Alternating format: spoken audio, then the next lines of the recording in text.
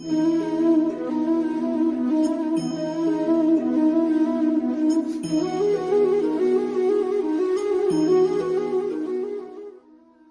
श्री कुंज बिहारी की, जय श्री राधा प्यारी की। हरे कृष्णा कृष्णा कृष्णा हरे हरे, हरे रामा राम राम हरे हरे। भगवत रसिक चैनल में आप सभी का स्वागत है। हरि के प्यारे भक्तों, आज हम वृंदावन में बनने वाले चंद्रोदय मंदिर के बारे में जानेंगे। और अगर आप भी उस मंदिर के बारे में जानना चाहते हैं तो इस वीडियो को अंत तक ज़रूर देखिएगा। मगर उससे पहले अगर आपने अभी तक इस चैनल को सब्सक्राइब नहीं किया है तो जल्दी से इस चैनल को सब्सक्राइब करें, ताकि नई वीडियो अपलोड होते ही आपके पास उसकी नोटिफिकेशन आ जाए और आप सबसे पहले उस वीडियो को देख सको। तो चलिए जानते हैं। वृंदावन में बन रहा है दुनिया का सबसे ऊंचा मंदिर। दुनिया में अब तक का सबसे विशाल, भव्य और ऊंचा मंदिर वृंदावन में बनाया जा रहा है। भगवान कृष्ण को समर्पित इस मंदिर का नाम चंद्रोदय मंदिर है। ये मंदिर कुतुब मीनार से भी 3 गुना ऊंचा होगा। इतना ही नहीं, इस मंदिर की नींव दुनिया की सर्वोच्च इमारत बुर्ज खलीफा से भी 3 गुना गहरी होगी। वृंदावन के चंद्रोदय मंदिर की ऊंचाई 700 फुट और 210 मीटर होगी। दिल्ली में 72.5 मीटर के कुतुब मीनार से इसकी ऊंचाई 3 गुना ज़्यादा होगी, जिसके कारण पूर्ण होने पर यह विश्व का सबसे ऊंचा धर्मालय बन जाएगा। इसके गगनचुंबी शिखर के अलावा इस मंदिर की दूसरी विशेष आकर्षण ये है कि मंदिर परिसर में 26 एकड़ के भूभाग पर चारों ओर 12 कृत्रिम वन बनाए जाएंगे। मंदिर के वन क्षेत्र को कुछ वैसा ही बनाने का प्रयास किया जाएगा जैसा विवरण कृष्ण साहित्य में मिलता है। पूरी तरह से तैयार होने के बाद ये मंदिर कृष्ण भक्तों की वृंदावन की कल्पना को पूरी तरह से साकार करेगा। इस मंदिर को बनाने में लगभग 700 करोड़ रुपए से ज्यादा खर्च होंगे। मंदिर की सबसे ऊंची मंजिला का नाम ब्रज मंडल दर्शन रखा गया है। यहाँ से ब्रज के 76 धार्मिक स्थानों और ताजमहल तक को दूरबीन से देखा जा सकेगा। पूरे मंदिर का भ्रमण करने में श्रद्धालुओं को 3 से 4 दिन लगेंगे। इंटरनेशनल सोसाइटी फॉर कृष्णा यानी इस्कॉन बेंगलुरु के श्रद्धालुओं ने 2006 में इस मंदिर को बनाने की योजना बनाई थी। 8 साल की तैयारियों के बाद 2014 में इस मंदिर की नींव रखी गई। 16 मार्च 2014 में राष्ट्रपति प्रणब मुखर्जी ने इस मंदिर की आधारशिला रखी थी। ये मंदिर इसी वर्ष 2023 में भक्तों के लिए खुल जाएगा, मगर संपूर्ण कार्य 2026 तक पूरा कर लिया जाएगा। फिलहाल 1000 मजदूर यहाँ काम कर रहे हैं। 1 साल बाद ये संख्या 3 गुनी हो जाएगी। पूरी बिल्डिंग में 511 पिलर होंगे। इन पर पूरी बिल्डिंग का वजन 5 लाख टन होगा, जबकि ये पिलर 9 लाख टन वजन सह सकते हैं। मंदिर के लिए हाई स्पीड लिफ्ट तैयार की जा रही है। इस मंदिर की सबसे खास बात यह है कि यदि किसी तूफान की वजह से बिल्डिंग 1 मीटर झुक भी गई तो भी लिफ्ट सीधी चलती रहेगी। गति और दिशा में परिवर्तन नहीं होगा। परंपरागत द्रविड़ और नगर शैली में बनाया जा रहा ये मंदिर 200 सालों में अब तक का सबसे मॉडर्न मंदिर होगा, जिसमें 4D तकनीक से और देव लीलाओं के दर्शन भी किए जा सकेंगे।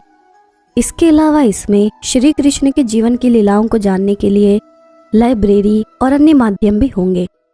बहुत से लोग कहते हैं कि हमने तो भगवान को कभी नहीं देखा, और आप कहते हैं भगवान सर्वत्र है। फिर हमें भी दिखाइए। भगवान शब्द 5 अक्षरों के मेल से बनता है।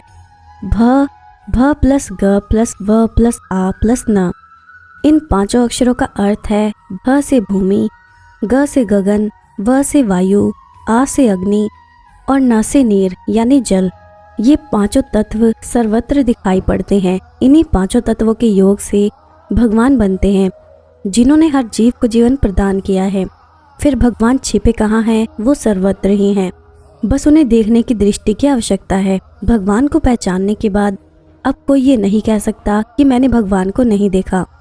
आज हमें देखकर परमात्मा प्रसन्न नहीं होते होंगे।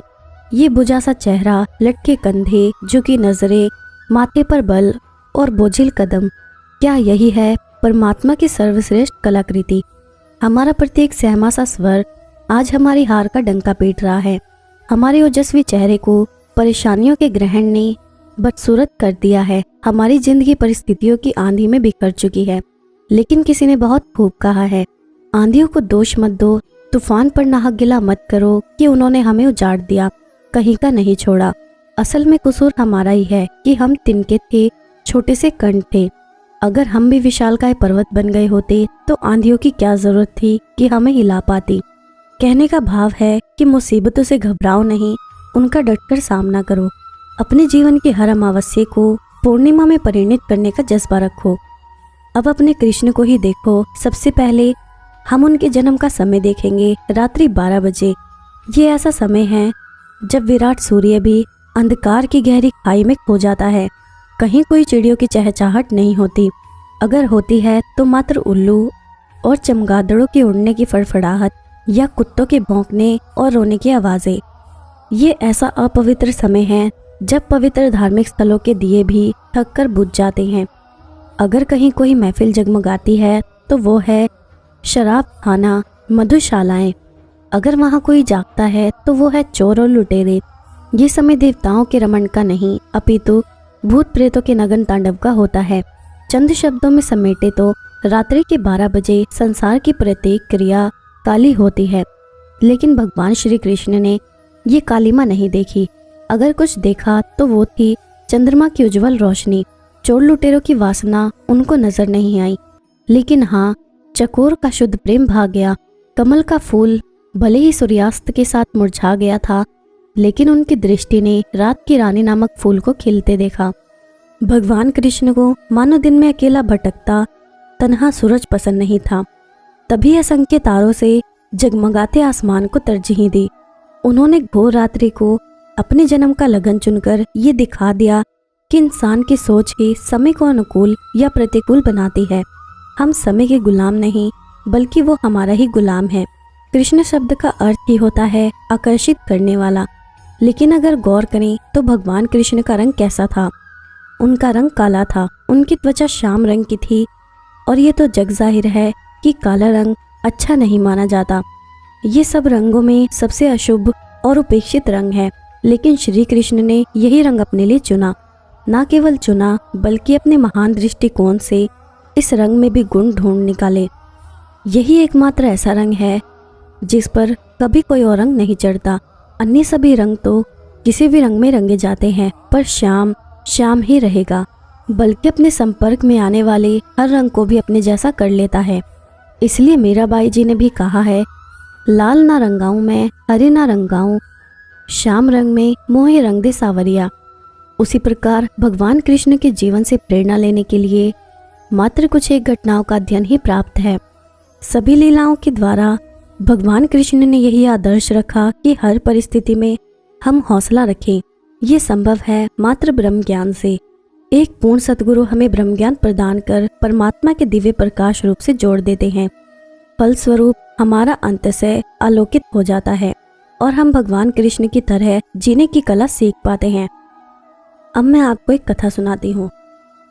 एक बार गोलोक धाम में कृष्ण प्रिय राधा जी ने श्री गोविंद से पूछा, हे माधव, कंस आपका सगा मामा होते हुए भी आपके माता पिता को घोर पीड़ा देता है, निरंतर आपका अपमान करता है, आपका संतों का मजाक उड़ाता है, आपको मार देने का प्रयास करता है, कभी किसी को भेजता है तो कभी किसी को, हत्या के प्रयत्न करता है। फिर भी उस महापापी के ऐसे कौन से पुण्य थे कि उसे आपके हाथों मृत्यु यानी परम मोक्ष प्राप्त हुआ?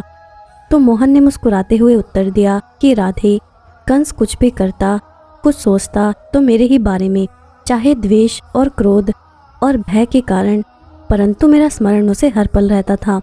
और जो व्यक्ति हर वक्त मेरा स्मरण करता है उसे मैं मोक्ष ही दूंगा, चाहे वो मेरा विरोधी ही क्यों ना हो। इसलिए श्रीमद् भागवत के अंत में एक सबसे महत्वपूर्ण श्लोक आता है जिसमें लिखा होता है कि मैं उन हरि को प्रणाम करता हूँ जिनका नाम संकीर्तन सभी पापों को समाप्त करता है और जिन्हें प्रणाम करने मात्र से सारे दुखों का नाश हो जाता है। आशा करती हूँ कि आपको आज की वीडियो अच्छी लगी होगी, और अगर आपको ये वीडियो अच्छी लगी है तो इस वीडियो को लाइक ज़रूर करिएगा और जितना हो सके उतना शेयर करिएगा ताकि अन्य भक्तों तक भी ये वीडियो पहुँच सके।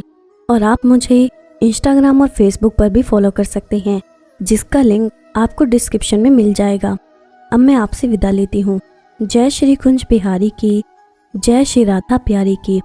हरे कृष्णा कृष्णा कृष्णा हरे हरे, हरे रामा राम राम हरे हरे।